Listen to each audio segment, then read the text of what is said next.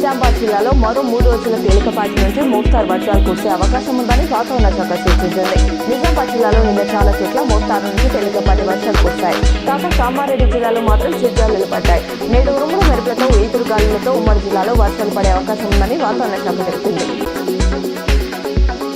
Nizamabad MP Dharmapuri Arvind పై ప్రభుత్వ whip Balmuri Venkat ఘాటు వ్యాఖ్యలు చేశారు. నిజామాబాద్ నుంచి ఒక గుండు ఉన్నాడంటూ అరవింద్ ను ఉద్దేశించి తీవ్ర స్థాయిలో విమర్శలు చేశారు. 2 సార్లు ఎంపీగా గెలవగానే అందరినీ చిన్న చూపు చూస్తున్నారని ఇది సరికాదన్నారు.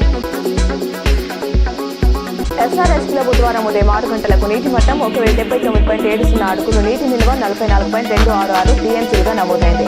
గత 24 గంటల్లో సగటు ఇంట్లో 2315 క్యూసెక్లు, అవుట్లో 1013 క్యూసెక్లు ఉంది.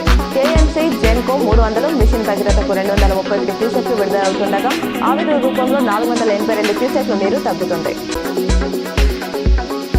కేంద్ర విద్యాశాఖ మంత్రి ప్రహ్లాద్ జోషి ఎన్టీఏ ప్రక్షాళనకు చర్యలు చేపట్టారు. పేపర్ లీక్ నేపథ్యంలో మొత్తం 600 మంది ఎక్స్పర్ట్ను తొలగించారు. వారి స్థానంలో కొత్త వారిని తీసుకుంటున్నట్లు జోషి ట్వీట్ చేశారు. క్వశ్చన్ పేపర్ చెక్ చేసేందుకు 4 అంచెల వ్యవస్థను ఏర్పాటు చేయాలని ఆదేశించారు. ఎన్టీఏ ఆఫీసుల వద్ద సిఐఎస్ఎఫ్ టీమ్స్లతో భద్రత కట్టుదిట్టం చేశారు. టీఈలోని ఇంజనీరింగ్, బీటెక్, సిఎస్సి మరియు ఏఐ కోర్సులో చేరడానికి నెల 19-20 తేదీలో స్పాట్ అడ్మిషన్లు తీసుకోనున్నట్లు రిజిస్టర్ ఆచార్య యాదగిరి తెలిపారు. మిగిలిన సీట్లకు గాను అర్హత కలిగిన విద్యార్థులు పీజీ, ఈఏపీ సెట్ కన్వీనర్ అనుమతితో అడ్మిషన్లు తీసుకుంటామని ఆయన పేర్కొన్నారు.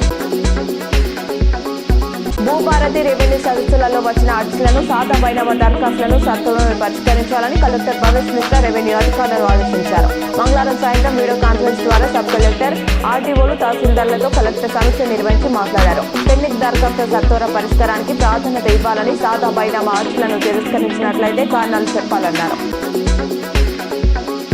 తెలంగాణ యూనివర్సిటీ పరిధిలో పీజీ 2వ సెమిస్టర్ రెగ్యులర్ బ్యాక్లాగ్ పరీక్షలు ప్రశాంతంగా కొనసాగుతున్నట్లు అకాడమిక్ అడ్మిషన్ డైరెక్టర్ ఆచార్య చంద్రశేఖర్ తెలిపారు. మంగళవారం జరిగిన పరీక్షలకు మొత్తం 2018 మంది విద్యార్థులకు గాను 1881 మంది విద్యార్థులు హాజరు కాగా 134 మంది గైర్హాజరయ్యారని తెలిపారు.